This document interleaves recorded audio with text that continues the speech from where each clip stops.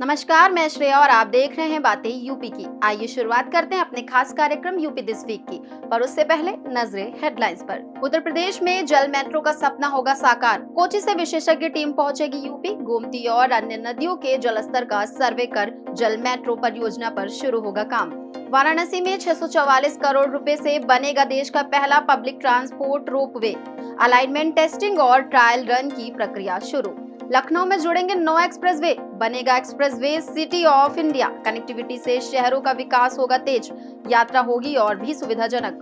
नोएडा के छात्र ने नासा से मान्यता प्राप्त कर किया 2023 OG40 क्षुद्रग्रह की खोज। अंतर्राष्ट्रीय खगोल विज्ञान में दिया अहम योगदान।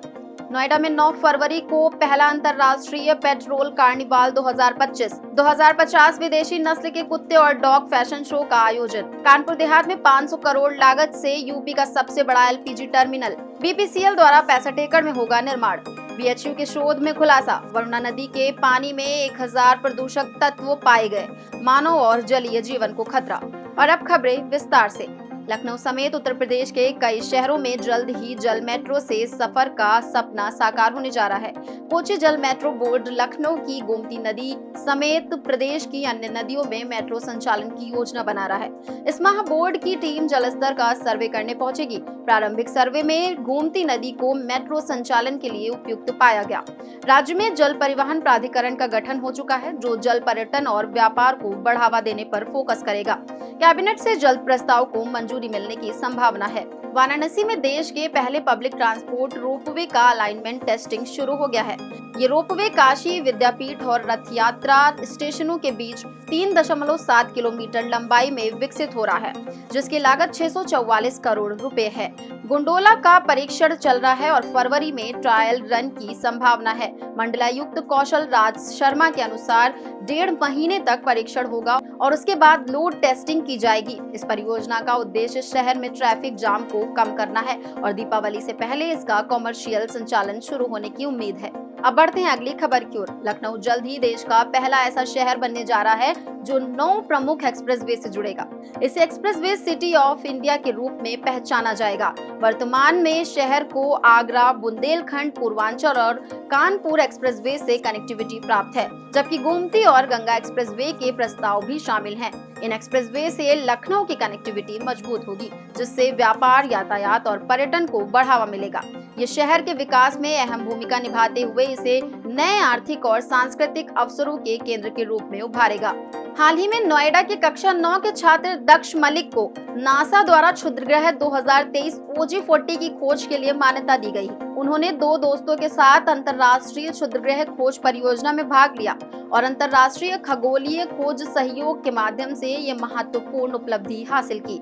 इस परियोजना में हर साल 6000 से अधिक प्रतिभागी होते हैं, लेकिन कुछ ही नए क्षुद्रग्रहों की पहचान कर पाते हैं। दक्ष की खोज ने उन्हें खगोलीय पिंड का नामकरण करने का अवसर भी प्रदान किया है। इसी के साथ अब बढ़ते हैं अगली खबर की ओर। नोएडा में 9 फरवरी को पहला पेट्रोल कार्निवाल 2025 डॉग शो आयोजित हुआ।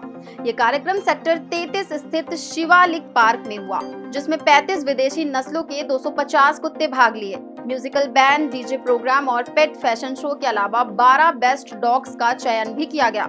शो में German shepherd, golden retriever, Siberian husky और अन्य कई नस्लों के डॉग्स शामिल हुए। पेट फूड, एक्सेसरी और डॉग क्लॉथिंग के स्टॉल भी लगाए गए।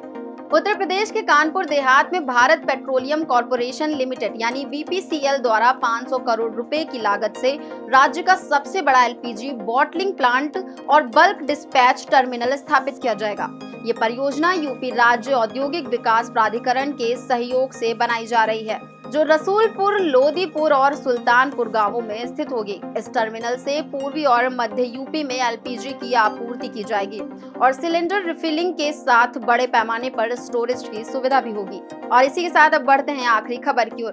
काशी हिंदू विश्वविद्यालय यानी BHU के शोध में पाया गया कि वाराणसी की वरुणा नदी में लगभग 1000 प्रदूषक तत्व मौजूद हैं। जंतु वैज्ञानिकों के अनुसार इन प्रदूषकों का असर जलीय जीवों की प्रजनन क्षमता पर पड़ रहा है और मानवों के लिए भी गंभीर स्वास्थ्य जोखिम उत्पन्न कर रहा है। प्रदूषण में शामिल रसायन जैसे ब्यूटाइल फेनोल्स और अन्य जहरीले तत्व मछलियों की प्रजनन शक्ति को प्रभावित कर रहे हैं, साथ ही ये कैंसर जैसी बीमारियों का कारण बन सकते हैं। अब चलते चलते एक नजर डाल लेते हैं देश दुनिया की कुछ अन्य अहम खबरों पर। वित्त मंत्री निर्मला सीतारमण ने 1 फरवरी को पेश किया 2025 से 2026 का बजट। नौकरी पेशा के लिए टैक्स में राहत, शिक्षा और स्वास्थ्य के लिए की प्रमुख घोषणाएं।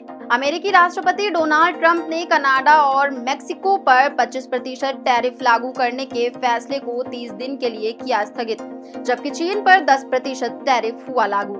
अमेरिका से 104 भारतीय डिपोर्ट होकर पहुंचे भारत। सैन्य विमान C-17 से अवैध प्रवासियों को भेजा गया। हरियाणा, पंजाब और चंडीगढ़ से लोग थे शामिल। S-400 एयर डिफेंस सिस्टम के चौथे स्क्वाड्रन से भारत की रक्षा शक्ति में होगा इजाफा। 2025 तक पूरी होगी डील। चीन और पाकिस्तान बॉर्डर पर होगी तैनाती। इसरो का सवा NVS-02 मिशन रहा सफल।